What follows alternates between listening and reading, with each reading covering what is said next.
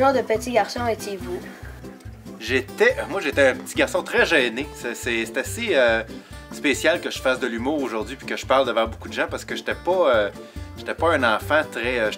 J'aimais pas ça être le centre d'attention puis j'étais pas quelqu'un d'extrêmement extraverti. J'étais très, très gêné, moi, dans la vie. Comment avez-vous commencé à faire ce métier? J'ai commencé à faire de l'humour, j'avais 20 ans. C'est par curiosité, j'étais curieux de savoir, mais en même temps, il y a un côté de moi aussi qui ne savait pas vraiment ce que je voulais faire, mais j'avais jamais étudié dans quelque chose que j'avais vraiment aimé. J'avais jamais trouvé quelque chose que j'avais vraiment aimé. Donc j'ai essayé ça, puis j'ai découvert quelque chose que j'ai vraiment beaucoup aimé puis qui m'a fait triper. Puis aujourd'hui, c'est mon métier et ma passion. Quels sont les avantages et désavantages d'être humoriste? Il y en a beaucoup.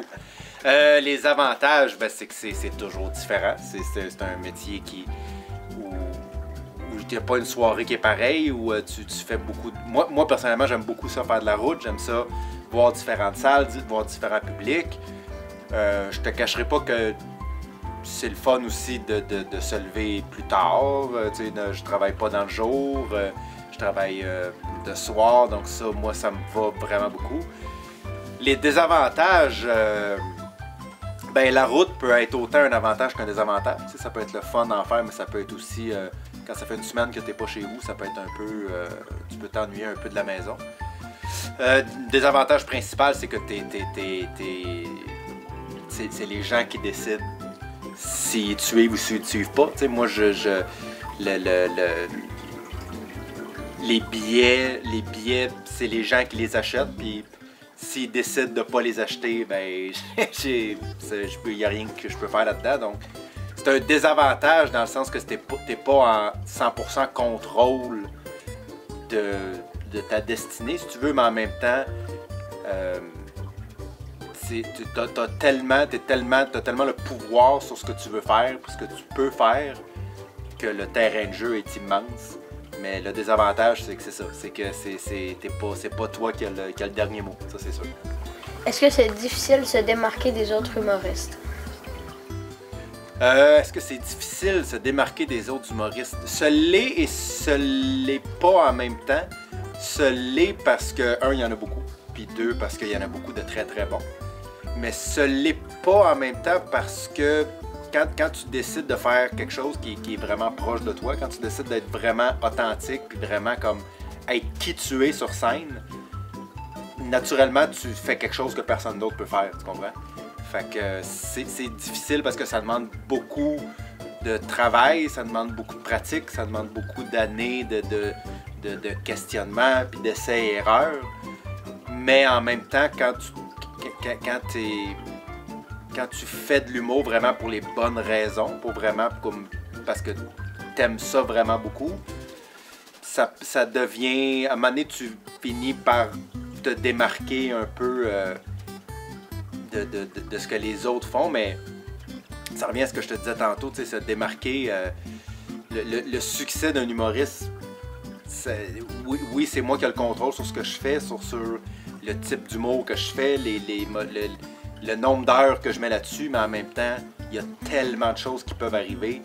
Mais en même temps, comme je te dis, tu as tellement le contrôle sur ce que tu fais que c'est facile d'essayer des affaires pour trouver vraiment qui t'es sur scène.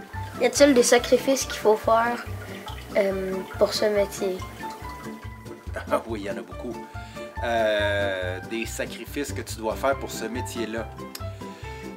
Quand tu commences, naturellement, tu fais pas un gros salaire.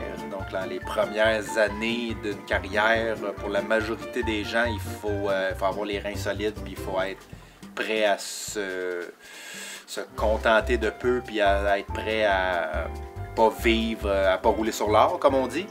Ça, c'est un sacrifice naturel. Il y en a beaucoup d'autres c'est pas une vie tranquille, c'est pas une vie simple dans le sens que moi l'année prochaine, si les gens décident qu'ils aiment plus ce que je fais, il faut que je me trouve autre chose dans la vie, alors que un avocat va travailler toute sa vie. Il y a la majorité des métiers, quand tu le commences, tu vas faire ça toute ta carrière. moi, je sais pas dans 5 ans qu'est-ce que ma carrière va avoir de l'air. Moi, je travaille fort pour être encore un bon humoriste dans 5 ans, mais on sait pas ce qui peut arriver. On sait pas ce qui peut arriver dans ma vie, avec mon public. Donc, c'est un sacrifice qu'il faut que tu fasses, justement d'être prêt à toute éventualité, puis à savoir, c'est la job. C'est une des jobs où tu as le moins de sécurité d'emploi. De faire de la télé, ça aide beaucoup, mais ça, de la télé, c'est pas moi qui décide si je la fais, c'est les gens qui font. C'est le monsieur télé qui décide s'il m'amène dans sa télé, tu comprends? Donc, c'est ça. C'est le sacrifice principal, c'est la sécurité d'emploi, ça, c'est sûr. Comment vous sentez-vous quand vous êtes sur scène? Oh mon Dieu, mais ça, c'est la raison pourquoi on fait tous les sacrifices dont je viens de te parler.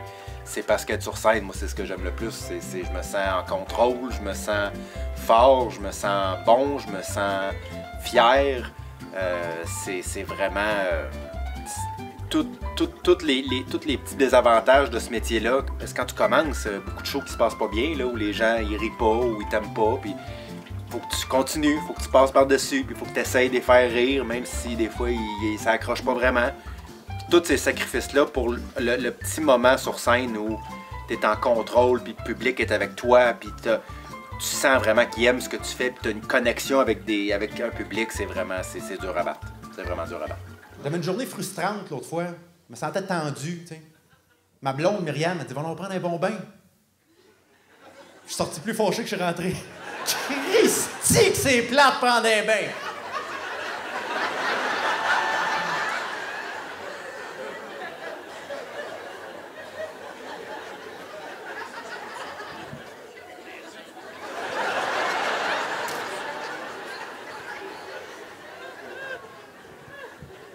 Il y a du monde qui en prenne un par jour!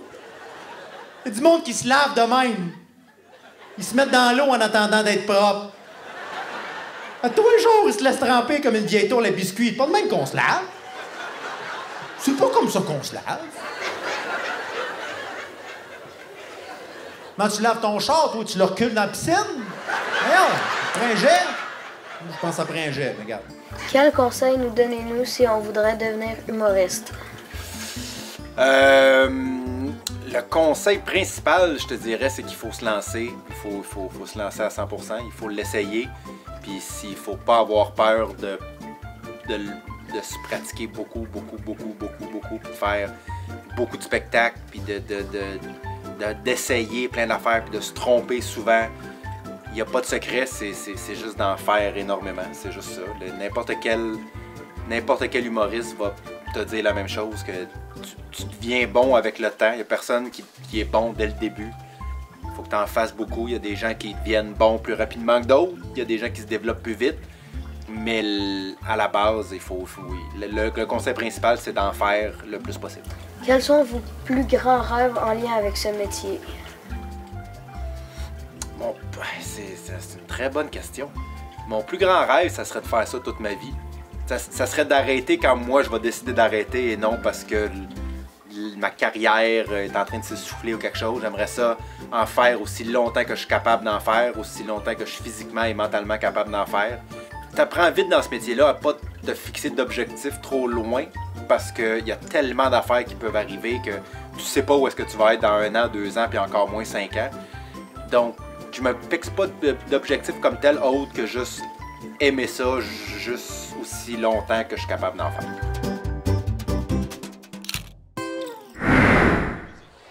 Cette semaine à Scolaire Le Monde, nous sommes à la Polyvalente Lavigne pour les expos sciences.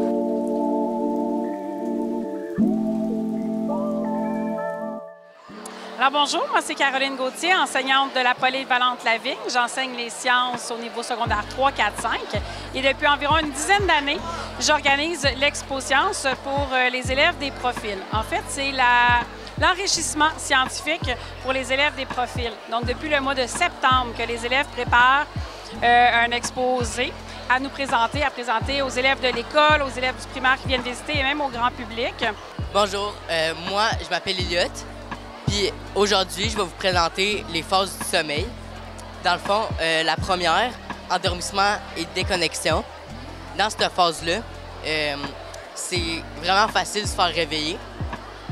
Fait que tu sais, t'es comme pas tout à fait endormi, là. Puis tu viens juste de t'endormir. Puis la deuxième phase, le sommeil léger, sauvegarde cérébrale. Dans le fond, dans cette phase-là, avec les ondes nocturnes, on pourrait avoir des indices sur l'intelligence de la personne. Puis la phase numéro 3, le sommeil profond et ménage psychologique. Dans le fond, la température du corps elle diminue. Puis toute conscience de l'environnement, genre, s'efface. Fait que tu n'as comme plus conscience que tu es en train de dormir dans ta chambre, mettons. Puis la phase numéro 4, tu passes de 20 à 25 % de ton sommeil dans cette phase-là. Fait qu'elle dure de 30 à 60 minutes. C'est vraiment dur de réveiller le dormeur dans cette phase-là. Puis ici, on a comme un train égale un cycle des 4 phases. Puis un cycle dure de 90 à 120 minutes.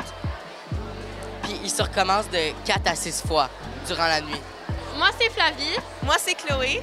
Et on est des adolescentes qui veulent en savoir plus sur l'acné. On veut en savoir plus parce que quand on va en public, on voit plus souvent des adolescents avec de l'acné que les adultes. Alors, ça nous incite à se demander pourquoi l'acné atteint plus souvent les adolescents.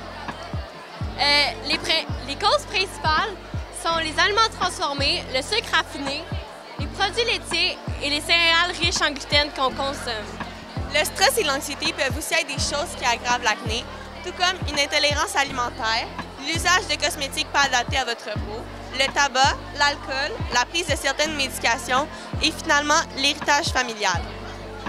Pour aider, tu peux nettoyer ton visage 2 fois par jour avec un savon doux pour ne pas irriter ta peau et évite de toucher tes boutons pour pas que ça empire la situation. Boire énormément d'eau peut faire diminuer l'acné et certains produits peuvent vous aider, tels que le nettoyant acide salicylique de chez CeraVe, la crème anti-perfection de chez Ducré et la lotion astringente de chez La Roche-Posay. Les femmes ont 4 types d'acné. L'acné hormonal, l'acné adolescent, l'acné de femme enceinte et l'acné inflammatoire. L'acné hormonal est dû aux règles. Souvent, la femme peut avoir des boutons juste avant et pendant ses règles, même si sa peau est normalement lisse. Les hormones sont l'une des principales causes de l'acné. Le lien entre l'acné et les hormones, c'est que l'acné est souvent dû à une maladie des ovaires polykystiques. Dans le fond, quand tu as cette maladie-là, ça fait que plus tard, tu vas avoir de la difficulté à avoir des enfants. Le deuxième type d'acné est l'acné adolescent. Les hormones sont responsables du développement de nos glandes sébacées et nous développons de l'acné quand nos glandes sébacées, au moment de la puberté, arrivent à la maturité. Lors de l'adolescence, ces hormones s'excitent et produisent un excès de sébum. Donc, ta peau va devenir grasse ou luisante. Certains adolescents aggravent leur acné en utilisant des produits trop irritants pour leur peau. C'est pour ça qu'il faut utiliser un savon doux. Le troisième type d'acné est l'acné de femme enceinte. L'acné de femme enceinte est souvent dû au pic d'hormones que va faire la femme. Et quand elle va avoir cette acné-là, dans le fond, elle va avoir le type de peau d'une adolescente. Avec tous les changements qui comportent la grossesse, la peau aussi va subir son lot de perturbations. Le quatrième type d'acné est l'acné inflammatoire. Ce type d'acné est souvent retrouvé sur le front, le nez, les joues et le menton. Avec ce type d'acné, le risque de cicatrice est généralement plus élevé. Ce type d'acné inflammatoire est dû au surplus de sébum et au surplus de cellules qu'on a dans le corps. Alors, l'acné s'attaque plus souvent aux adolescents parce que les hormones arrivent à maturité et produisent un excès de sébum durant la puberté. Allô, mon nom c'est Malik et ça c'est Malik. Notre présentation c'est les condoms, ça protège à 100%. Fait que, ouais. Faut tout le temps s'assurer d'emmener son propre condom parce que ici, il y a des gens qui font des petits trous. Si on approche, il y a un mini trou. Puis ça perce le condom. Puis quand tu mets le condom, il y a un trou ici, ça fait que le sperme, il va sortir et aller à un ovule. Ouais, fait que là, c'est pour ça que 5% des condoms, ils cassent. Fait que là, ça veut dire qu'il y a 95% que des fois, il va pas marcher. Moi, mon nom, c'est Laurie. Puis aujourd'hui, on va vous expliquer quelles sont les causes des couleurs qui se retrouvent dans nos yeux, dans nos iris, dans le fond. Fait que dans le fond, c'est dû à une variation de couleurs qui sont dues à la proportion variable de mélanine produite par les mélanocytes dans l'iris. Il y a 3 éléments principaux à l'intérieur de l'iris qui contribuent à sa couleur. Dans le fond, la teneur en mélanine de l'épithélium pigmentaire de l'iris, la teneur en mélanine du stromatérien et la densité cellulaire du stromatérien. Donc moi, je m'appelle Romy Brisson, puis je vais vous parler de l'hétérochromie. Donc ça, l'hétérochromie, c'est quand vous avez deux iris de deux couleurs différentes.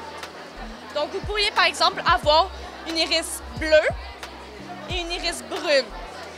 Vous pourrez aussi avoir l'hétérochromie sectorale. Ça, c'est un dégradé de couleur que vous avez dans vos yeux. Il y a aussi l'hétérochromie centrale. Ça, c'est quand vous avez une tache dans les yeux, tout simplement d'une autre couleur.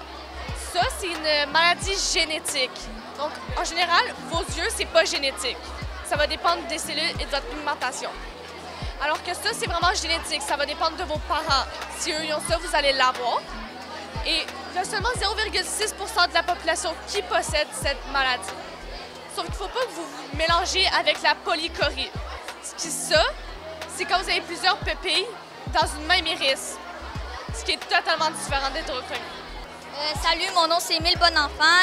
Je suis un élève de la polyvalente Lavigne puis je fais l'expo science. Mon sujet, c'est comment les grains de maïs sont pour exploser et se transformer en popcorn. Dans le fond, il existe une journée internationale du popcorn, c'est le 19 janvier. C'est les Amérindiens qui ont créé ça dans le nord du Pérou. Ça s'appelle, pourquoi le nom popcorn? Parce que le français, c'est maïs soufflé, puis pop pour éclater, puis maïs pour corn. Si tu peux faire du popcorn dans une casserole, tu mets des graines de maïs dedans, tu mets de l'eau, tu mets la chaleur. La chaleur va faire évaporer l'eau, puis l'évaporation va aller dans les graines de maïs qui vont créer une genre de coquille alentour. Bonjour, je m'appelle Ali Berniquier, élève de la polyvalente secondaire 1. Moi, je vais vous dire pourquoi le popcorn est au cinéma et quel grain pour faire du popcorn. Dans les années 1920, les Américains en raffolaient du popcorn. Puis c'était une des friandises les moins chères sur le marché. Donc le directeur s'est dit, on va les acheter pour les revendre puis faire du profit. Puis ça a suivi la tradition. Puis il y a deux types de graines pour faire du popcorn. Des graines en forme de papillon et des graines en forme de champignons. Les champignons vont être plus jaunes, puis les papillons vont être plus blanches. Bonjour, bonjour! Moi, je m'appelle Aiden. Mes amis m'appellent Slime Boy. C'est mon titre. Voici mon coéquipier, Alexis. Bonjour, moi je m'appelle Alexis. On le savait déjà. Puis, le ciment, c'est une substance très, très ignorée dans notre monde moderne. On n'a jamais vraiment pensé à regarder le ciment. Comme on marche dans la rue puis on regarde un trottoir, c'est comme... un trottoir, on n'a pas beaucoup de pensée là-dessus. Mais, ça, comme tout, a une origine. Puis mon bon ami va vous la conter. À l'origine, le ciment, ça s'appelait le mortar. Ça servait à faire les fondations des maisons en Chine. Puis maintenant, de nos jours, c'est utilisé pour faire la fondation des villes puis plein d'autres affaires. Une couple de choses qu'on connaît, le ciment, c'est certaines routes, comme quand tu vois un pont qui monte dans les airs durant la route, ça, c'est fait de ciment. Les ponts aussi sont faits de ciment. Évidemment, les barrages en métal pour pas qu'ils s'écoulent sont nécessaires, mais c'est tout fait de ciment. Le ciment, ironiquement, une des matières les plus fortes, durables et stables de nos jours, est faite de 3 matériaux les plus moelleux, doux et faibles que j'ai jamais vus. Premièrement, c'est de l'argile. L'argile, c'est trouvé vers l'eau, proche de l'eau. Certaines rivières. Il y a aussi le sable. Le sable, on le retrouve partout, partout, partout. Même chose avec la terre. Puis le ciment, il y a 3 grands détails qu'on peut voir. Le premier, c'est le couleur générale, le gris. Le gris du ciment vient de l'argile. Les petits picots qui brillent, que vous voyez sur le ciment, c'est du sable, parce que du sable, c'est juste des petits minéraux.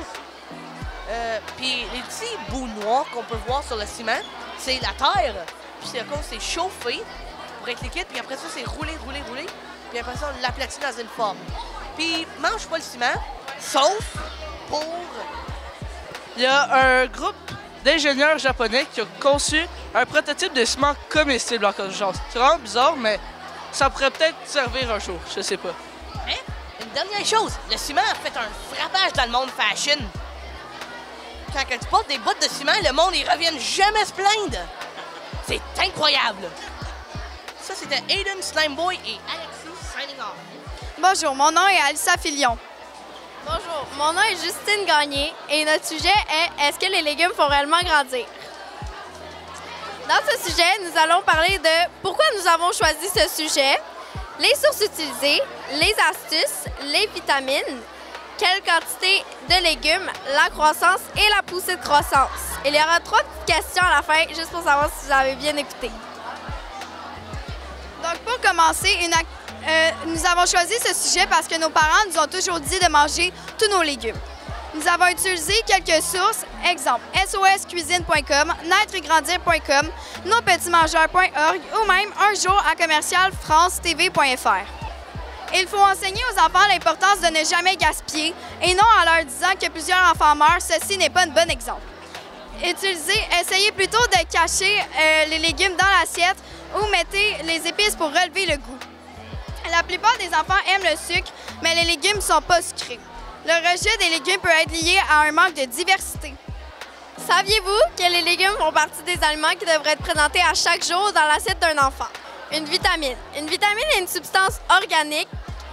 Dans le fond, la vitamine qui nous fait grandir, c'est la vitamine A. Les carotènes dans le corps se transforment en vitamine A. Des carotènes, c'est une matière colorée jaune, orangée ou rouge que l'on dans certains tissus végétaux. Exemple, des carottes. Les légumes qui nous font le plus grandir, c'est les légumes verts. Ils ont beaucoup de vitamine A, mais ils ont aussi de la vitamine C, E et K. Un repas sain devrait avoir 3 fruits et légumes, 1 à 2 fois de poisson, viande ou œufs et 3 produits laitiers. Un régime sain contient des fruits et légumes, des lentilles, des fruits secs, des petits pois ou des céréales complètes.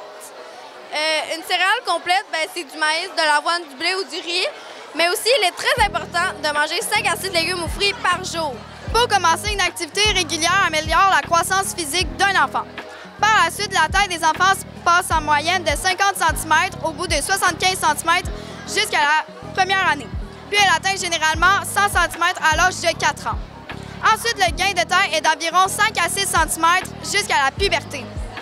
La poussée de croissance. Les douleurs, c'est souvent dans les jambes, c'est tard le soir ou pendant la nuit.